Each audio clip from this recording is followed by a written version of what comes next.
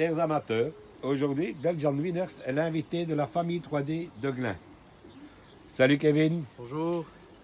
comment êtes-vous arrivé au sport colombophile? Ben moi c'est depuis que je suis tout petit par rapport à mon père et alors mon beau-père lui c'est depuis son adolescence aussi il est devenu colombophile. Il détenait ici dans la ferme familiale de ses parents quelques pigeons. Et maintenant, quelle lignée de pigeons avez-vous dans le colombier? Donc principalement c'est les pigeons de la lignée d'Euro-Sablon via Marc de Coq et Eric Limbourg. Et à ça, on a aussi quelques pigeons de chez Ivan van Vuckelen, de Grazen. Et alors ici, pour aller beaucoup plus loin, pour viser le grand fond, on a introduit les Grégory de Marais, du tandem de Marais Maréchal, les Batenburg et alors les Rans. Et comment est constituée ton équipe? Donc alors, on a ici une équipe de plus ou moins 60 mâles qui sont joués au veuvage classique. Ensuite, on a une équipe de plus ou moins 40 femelles pour le grand demi-fond. Donc dans les femelles du grand demi-fond, elles sont jouées célibataires. Et alors ensuite, on a une équipe là-bas en bas de 24 femelles plus ou moins, qui elles sont destinées pour le grand fond. Oui.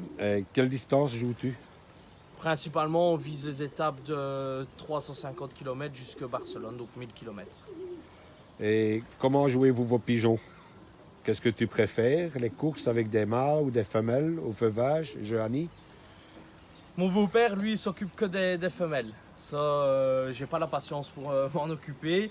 Lui s'en occupe plus que bien, donc ça reste comme ça. Et alors, moi, je m'occupe principalement de tout ce qui est les mâles veufs. Donc là, c'est le veuvage classique.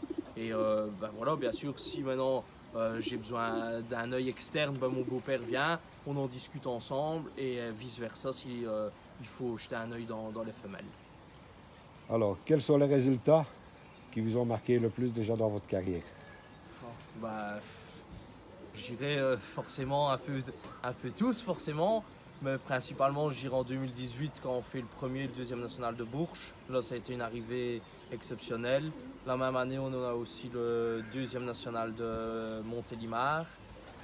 Dernièrement donc en 2022 le troisième national de la Souterraine. Donc allez je veux dire, bien sûr une fois qu'on intègre le top 10, tous les résultats sont magnifiques. Alors, quelles sont vos ambitions pour 2023? Je suppose, comme tout le monde, faire un premier national. Ouais, forcément, ce serait la cerise sur le gâteau. Après, je pense que quand on peut déjà être au top toutes les saisons, c'est déjà un très bon point positif. Mais alors ensuite, comme je dis, si on sait apporter, bien sûr, avec un premier national ou un as-pigeon, là, c'est, je vais dire, comme j'ai dit, la cerise sur le gâteau. As-tu quelques pigeons à nous montrer? Ouais, dans le box, il n'y a pas de souci, vous pouvez venir.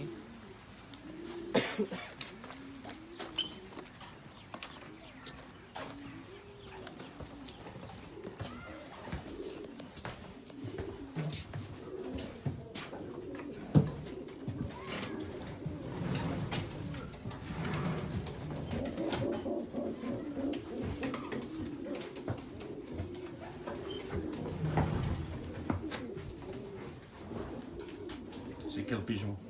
Ce pigeon fait le premier national zone, troisième national de Limoges, en 2015.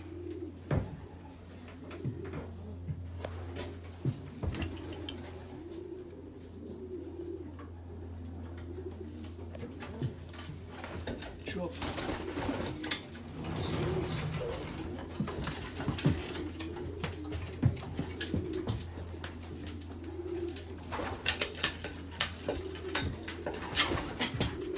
Ici, donc la même année, encore en 2015, ce pigeon fait le premier national zone, 11e national de Montauban.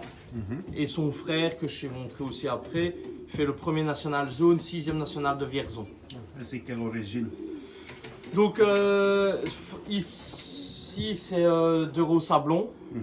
Donc toujours de la lignée de Eagle Eyes via Marc de Coq avec un bac 17. Et alors ici, mais une génération au-dessus, donc le premier national zone de Limoges, il est une génération plus loin que ceux-ci. Mais toujours, on retrouve toujours dans cette lignée-là la fille d'Eagle Eyes avec le pigeon de la lignée de bac 17. Okay.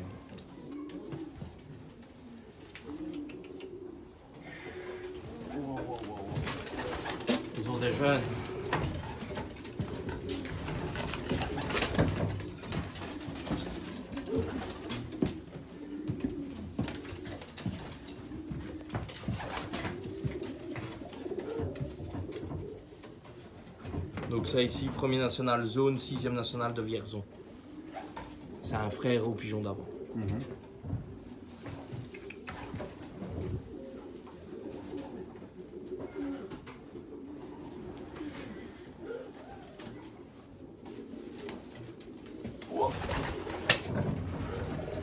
Ben voilà, Kevin, merci pour ce beau petit reportage, nous avoir invités chez notre magnifique installation et de nous avoir informés de tout ce que nous avons appris sur votre belle colonne.